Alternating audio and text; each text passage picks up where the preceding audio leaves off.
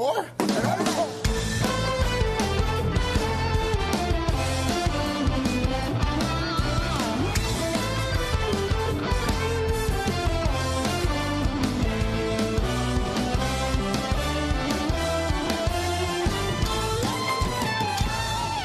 All right, if that doesn't get you fired up, I don't know what the problem is. The NBA is back, and for the first time in more than 20 years, it is back on NBC. The new season tipping off tonight on the network and Peacock. A couple of great games, by the way. CNBC sports reporter Alex Sherman is here with more on how the league's playbook is changing. I mean, the players are different, obviously. I'm ready for Michael, Magic, and Larry to run out after hearing that music. Yeah, right. The one thing that won't be different is that John Tesh Round All Rock song. I literally just got done interviewing John Tesh for the CNBC Sport podcast, which you can hear Thursday morning wherever you get podcasts. Plug for that. All right. So maybe we can talk about that in a second. But let's turn to the cost of media rights first, which are insanely expensive these days for the marquee sports, mainly basketball and the NFL. This isn't really new. Sports rights have been going up and up for decades as more people watch sports, especially relative to everything else that's on TV. Of course, sports are watched live, so the advertising value is higher than anything else on TV. And they've maintained their popularity even as Instagram and YouTube and TikTok have eaten away at viewership. So as a good example for this, let's take Amazon, because Amazon is a brand new partner for the NBA this season, and it also owns an NFL package, Thursday Night Football. So back of the envelope, let's break down the numbers here. Amazon is spending $1.8 billion for 67 regular season NBA games, 6 play-in tournament games, and 1/3 of the first and second round playoff games. The average playoff series is about 5.5 games, so let's call that 22 playoff games. So overall, 95 games, $1.8 billion.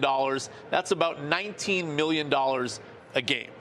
If you turn to football, they spend about $1 billion per year for 15 Thursday night football games. Amazon also has separate deals for a Black Friday game and a wild card game. Just for simplicity, let's ignore that. It's about $67 million a game for the NFL. So the average NFL game costs about 3.5 times more for Amazon than the NBA. If you take a look at TV ratings, the average football game is more like 7 times an average NBA game, a blended average of regular season and playoff NBA games. That's why, like 3 weeks ago, NFL Commissioner Roger Goodell told me he wants to escalate the renewal for NFL rights because he sees the delta there between the cost of NFL games and the ratings. And he says, we're leaving money on the table here. We could be making even more money than we already are. We'll see if it ends up, to what degree it becomes profitable and when for the networks who are putting up all this cash. But that's why they invented the loss leader term to begin with. 100%. Because this is where the action is, quite figuratively and literally, in live sports. And these days, for the traditional media companies,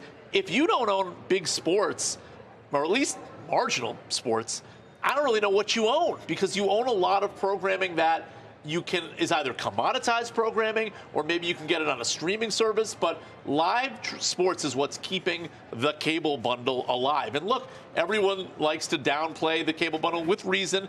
Tens of millions of people have canceled cable over the past decade or so, but 65 million U.S. households still subscribe to some sort of bundle of linear networks. That's still a very big business for the media companies. Give me more on this Tesh thing you were just talking about. Yeah, so the coolest thing I thought about the Tesh interview is that you heard him play that live recording in the intro. Well, one of the things John told me was that he actually kind of put it to a vote online and wanted to get fan feedback. Should I re-record the theme or use the original? The re-recording, he said, got like 2% of the vote, and 98% said use the original. So this is very much a nostalgia play for 100%. people old enough to remember the glory days of the NBA on NBC and the Chicago Bulls. Iconic. That's the word that just comes to my mind, because that's what it is. That's what it was, and it will always be. Thank you.